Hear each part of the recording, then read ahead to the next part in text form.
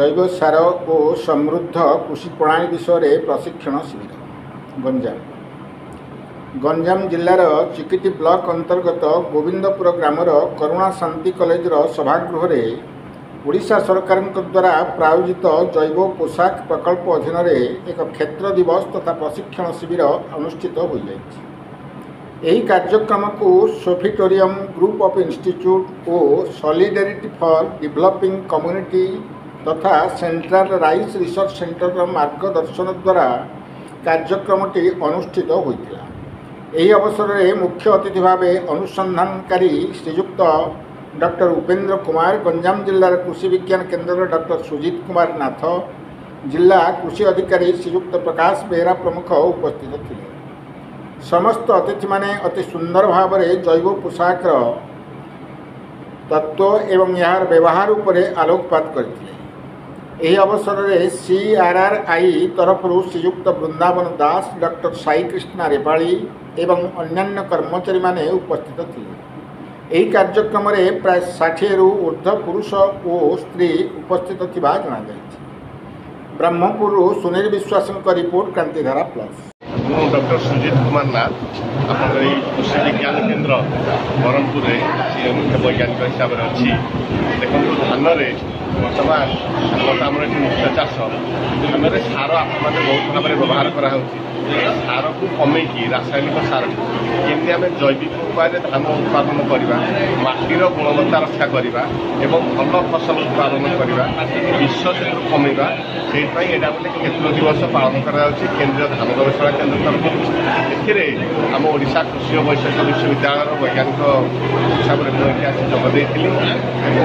चाषी मानक आम कहलु आपण मैंने जैविक उपर ध्यान दिंतु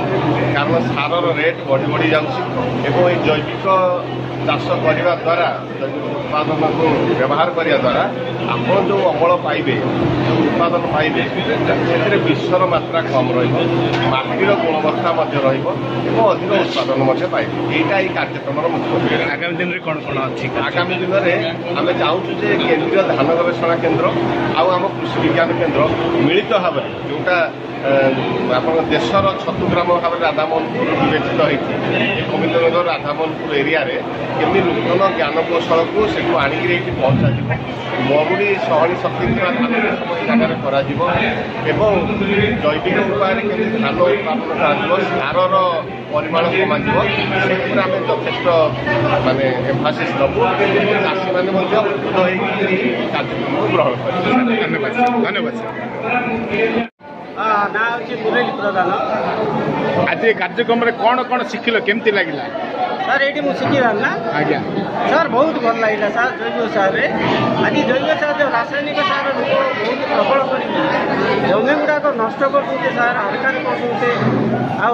जमी पूरा स्ट्रंग होगा आउ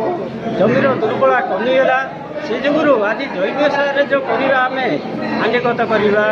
जो गछ गुड़ा नहीं भरमी कंपोस्टर करवा आजला व्यवहार करवा कंपोस्टर कर जमी आम जैव सार व्यवहार कले आम जमी उर्वर हम उर्वर हेले आमर पिला मैंने भल हे आम परिवार भल हम देश उन्नति हम आउ से जो आपण को समस्त चाषी भाई और भाईना मानक सब अनुरोध करुच्ची रासायनिक सार कमाई आमर जैव सार व्यवहार करी मुझे कही अनुरोध करुच्ची सर कही मोर नमस्कार। मु doctor Sai Krishna Repalli research associate हिसाब से CRRI कटक काम करा गोटे प्रोजेक्ट अच्छी जैव पोषण प्रोजेक्ट तार उद्देश्य अच्छे कि लोकप्रिय करने लोक पाखु यहाँ जैव सार पहुँचापी ये उद्देश्य आम आसु गंजाम जिला को यहाँ पखापाखि 50 जन चाषी आसते आम रिकमेंड करते कि जैव सार व्यवहार करने आमर प्रोडक्ट 3टा अच्छी एंडोएन NPK एंड टेक डिकम्पोजर गोटे जिनस नड़ा को केमती सड़ेवा आम चाषी मानक शिखेदेले